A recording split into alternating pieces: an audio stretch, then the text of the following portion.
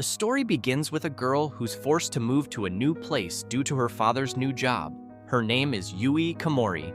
As she arrives, she sees a mysterious mansion, and when she knocks on the door, it suddenly opens, which surprises her. As she steps into the dimly lit hall, she sees a boy sleeping on the couch. When she goes to him, she finds that his heart has stopped beating. Panicked, she tries to call the ambulance for help, but he snatches her phone and pulls her, and then pushes her down onto the couch. He tells her that she is too noisy and licks her neck before going for a bite, but another boy comes there and stops him. He asks her what she is doing in this mansion. She tries to reply that her father has sent her to live here. Suddenly, another boy comes there and unexpectedly licks her cheek. Then another boy appears who also licks her too, just like she is an ice cream. Yui gets irritated by this, but she is helpless. Suddenly, another white-haired boy comes there, who angrily punches on the wall. Seeing this, Yui gets confused, but another sleepy boy explains that the church has sent her to live with them. She has been chosen as the next sacrificial bride, so they introduce themselves. Reiji, Shuu, Ayato, Laito, Kanato, and Subaru, the 6 vampire brothers. Horrified by what she's hearing, Yui tries to call her father, but Subaru crushes her phone with his bare hand. Seeing this, Yui tries to run away, but trips and hurts herself. Seeing her blood, the fangs of all the brothers come out, her scent has awakened their thirst. Yui understands that all the brothers are actually vampires. Understanding her situation, she tries to stop them by rosary, but they laugh and ask she seriously believes a fairy tale written by mortals. Hearing this, she gets scared and runs out of an empty room. There she finds an old photo of herself as a child with her father and his diary. After reading the diary, she comes to know that she was adopted. Suddenly, all the vampire brothers come there and surround her. Their eyes glow red with hunger and forcefully try to suck her blood. This overwhelming fear causes Yui to faint. The next day, when she wakes up, she finds herself in a room. She immediately checks her neck for bite marks and is relieved to find out that she wasn't bitten. Just then, Laito comes there and tries to show his riz, but Ayato also comes there and starts fighting with him over who gets to taste her blood first. Meanwhile, Reiji arrives there and scolds them both, then turns to Yui and calmly tells her to get ready for her new school. As they leave, she thinks that it is a chance to go back to the abandoned room to check on her father's diary. However, when she opens the door, she finds Ayato, who tells her if she needs help with changing. In response, Yui angrily slams the door and shouting, "No thanks." At night, they all go to school in a big black car. Yui notices they sit in complete silence and not talk to each other at all. Reiji then hands her cranberry juice and tells her to drink it. It will help prevent anemia so that her blood stays tasty for longer and those people can enjoy her blood for a long time. At school, Yui finds out she is in Ayato and Kanato's class, where Ayato forces her to make takoyaki for him. After eating, Ayato corners her and tells her that he has been holding his thirst since yesterday and he cannot hold back any longer, and without warning forcefully sinks his fangs into her neck and begins sucking her blood. He finds Yui's blood quite delicious. Yui tries to stop him, but he admits that he falls in love with her and again starts sucking more and more blood. Just as she's about to faint, he then throws her into the water. Yui doesn't know how to swim, and she starts drowning. Seeing her drowning, it reminds Ayato of his childhood, where he too was drowning in water, so he also goes into the water to save Yui and kisses her. He tells her she belongs to only him. After rescuing Yui, he leaves from there without any word. That night, Yui again sneaks into the same empty room to reread her father's diary, hoping to find answers. However, when she opens it, she finds it completely blank. Yui is perplexed that everything that was written there just vanished, as if no one had even written in it. Frustrated and heartbroken, she returns to her room and prepares to sleep. Out of nowhere, she hears a voice, who's asking her what she's doing. She turns around and finds Ayato is sitting on a chair in her room. She tries to ignore him, but he grabs her wrist and tries to force himself on her. She claims she needs to go bathe, hoping to escape, but Ayato doesn't let her go and forcefully starts sucking her blood from her chest. Because of this, Hickey's kiss marks are formed on the chest of Yui. After that, Yui goes to take a bath, only to find Shuu already in the bathtub. He starts sleeping inside, so she tries to help him out by holding his hand, but this triggers a childhood memory of Shuu, where we see that a village burning down from his past, and a boy giving a hand to Shuu. But Yui's voice brings him back as she says that he's hurting her. He then pulls Yui inside the bathtub. He comes close to her and orders her to let him suck her blood. Yui tries to stop him, but he doesn't listen, and he gleefully drinks her blood.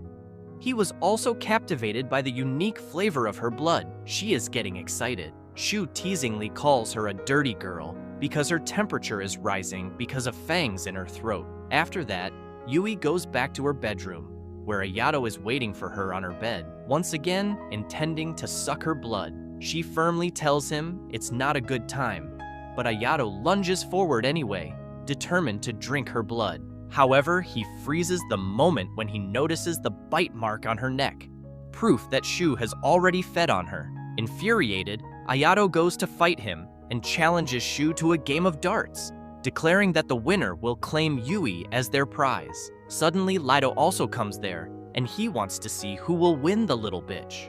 At first, Shuu shows no interest, but when Reiji arrives and mocks him for being indifferent, Shuu, irritated by the insult, accepts the challenge. With little effort, Shuu easily defeats Ayato, but he starts to leave without taking his prize. Just then, Laito pushes her into Shuu and she crashes into him, but he shows no interest in her. He tells her flatly that mortals are nothing more than food, and she should have realized that by now. With a final detached warning, "Don't even dream of touching my heart," clearly showing that he has been hurt by some humans in the past. The next day at school, Yui sees a telephone and rushes toward it, desperate to call for help, but before she can, suddenly Kanato appears. Seeing Kanato, she gets scared and asks why he's still at school. Kanato answers that he is here because he and his teddy are thirsty, so Yui tries to please him by bringing coffee. However, Kanato angrily throws away the coffee and scolds Yui that he hates bitter things. A few moments later, he calms down and asks Yui if the coffee splashed on her finger and slowly licks her fingers. Kanato then asks her if she hates him or she wants to learn more about him, but he changes his mind and leaves from there, but to punish her, he puts her bag on the terrace. So she went on the rooftop to grab her bag. There she hears Laito's voice, who is standing there. Laito looking at the sky and talking to himself about a woman that he still loves her and can't forget, but he quickly senses someone's presence and immediately goes near her and says that we vampires become more thirsty on nights like this, and they become so terribly thirsty. They are driven mad and need to quench that thirst. He then licks her neck and starts sucking her blood. She stops him by pushing back and runs away to a nearby phone booth. Yui quickly dials her father's number for help, but to her horror, it's Laito who picks up the phone on the other end. Panic Yui runs from there, but Laito easily catches her. She struggles to free herself. At the moment, he hears his father's name on the television news. Who is the foreign minister of that country? Yui also recognizes him, and she whispers, "Karl Heinz." Then she faints. This surprises Laito. He questions, "Just who are you?" The next day, Yui finds the door of the mansion is open. Without wasting time, she runs away and comes to a nearby church. There, she desperately prays to God for help, but instead of peace, Laito also comes there. He laughs cruelly for seeking help from God and tells her to not waste her time because God is just nonsense created by humans. There is no God. He then comes closer to her and starts forcing himself on her.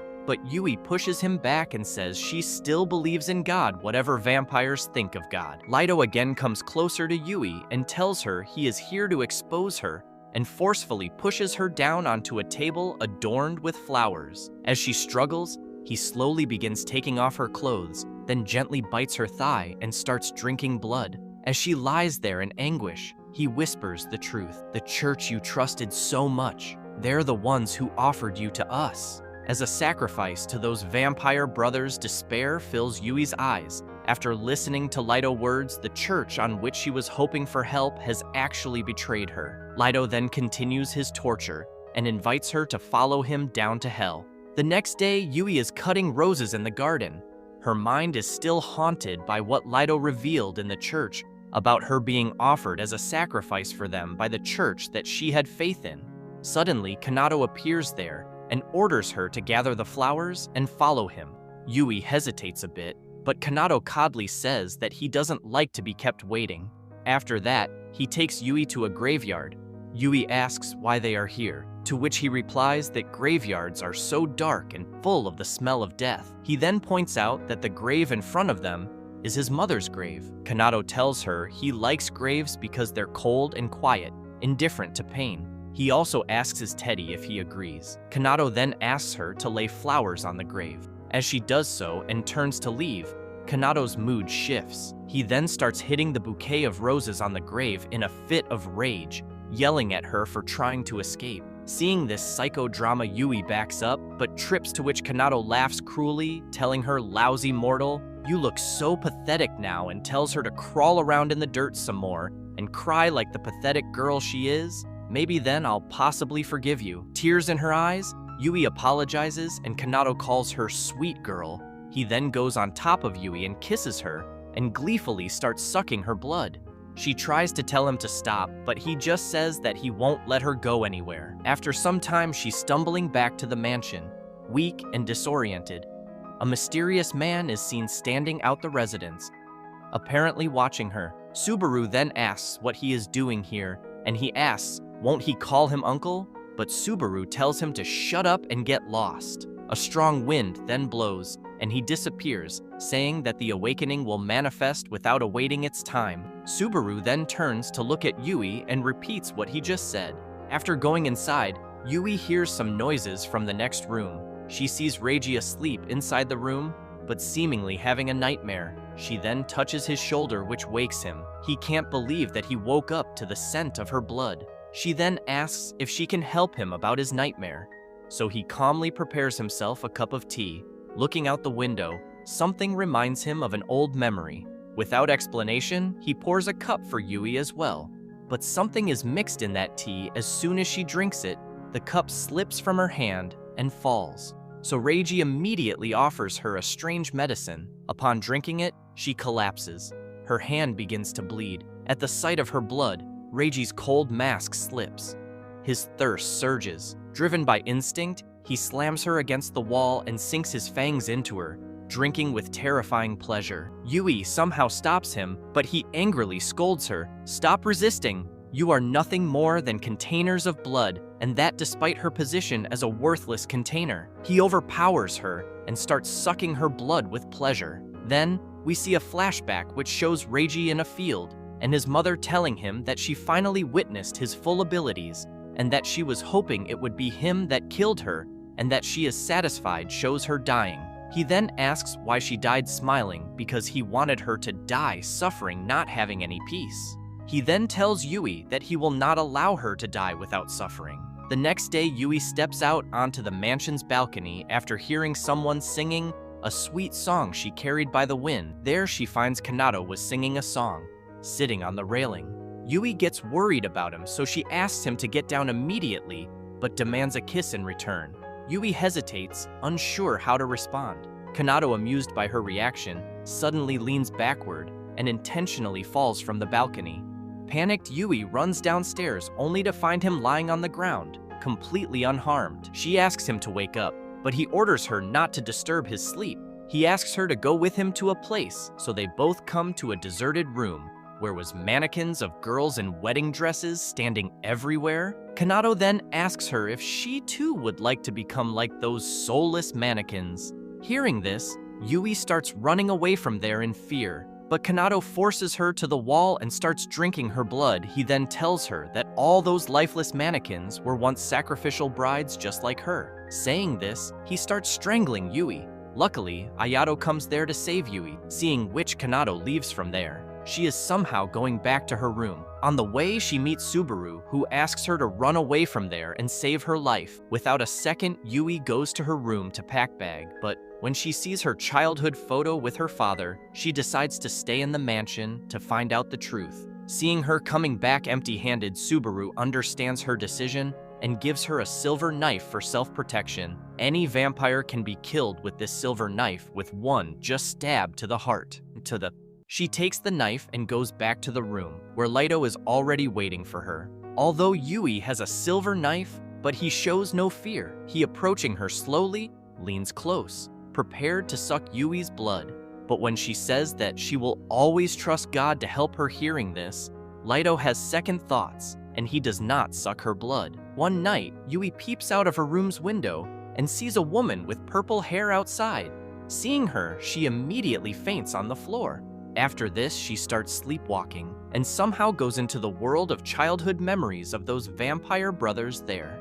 She again sees the purple-haired woman who happens to be the mother of Ayato, Kanato, and Laito. She lets Laito and Kanato to play, but cruelly forces Ayato to study, or else she will reject him. Then the vision shifts to another place. There Yui sees Reiji as a boy, who quietly reading a book beside his mother, Beatrix, who's sewing. Yui wonders if that is Reiji. She then notices a young Shuu holding a puppy. Beatrix gets up and asks Shuu what he's doing there. She tells Shuu that he is the eldest son and therefore the next head of the family, and that he needs to learn how to conduct himself at all times, and orders to her butler to take care of it. Poor Shuu lets go the puppy. He runs away. Reiji looks on and tells her that he finished memorizing the entire book, but she just ignores him and goes back to sewing. Then the scene again changes. We sees she is on a bridge near a tower lined with white roses. She starts walking again and notices a young Subaru looking up at the tower and sees a woman in the window, and she just turns away. Subaru puts his head down and drops the knife. Yui then sees Cordelia talking with Richter. He tells her that she is the most beautiful and elegant being alive, and that all things exist to love her, and kisses her hand. And she tells him that she would like him to always stay by her side, just to whisper your sweet nothings. Ayato also looking at them with angry look in his face. Then Cordelia turns to look at Yui, and there is pain starts in her heart, and she collapsed. When she wakes up from her dream, and she finds Ayato is already there to suck her blood, then Laito also comes there, and both brothers feast on the poor human bride's blood. The next day, Yui goes to Laito and asks about the lady with purple hair. Hearing this, there is silence in the room. Suddenly, Ayato and Kanato also come there, and then Ayato tells she was Cordelia, his mother. Then we see a flashback, a red moon outside, and Cordelia is screaming. She is standing on the stairs of the main hall, apparently wounded. She backs up a bit, and we see parts of Ayato's clothes soaked in blood. He then says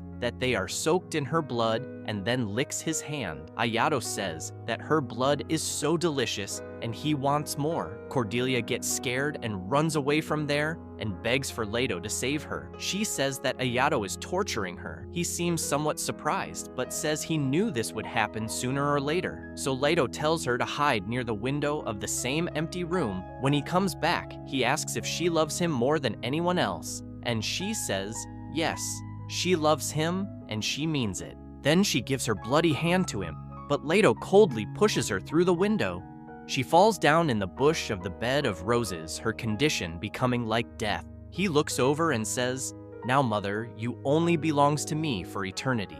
Then Kanato comes there with a candelabrum, walks over to her body and asks her, "What's wrong, mother? Why there is a whole urine chest?" He then tells her that he'll warm her up and set a fire at his mother's dead body and ask her if it is getting warmer, and he still watches and laughing like a crazy weirdo. But that's the end of today's video. If you want the continuation, leave it in the comments, like the video, subscribe to the channel with the bell activated so you don't miss the next anime stories. Leave a like. It will help the channel a lot. I really appreciate it, guys. That's it. We'll see you on my next video. Bye.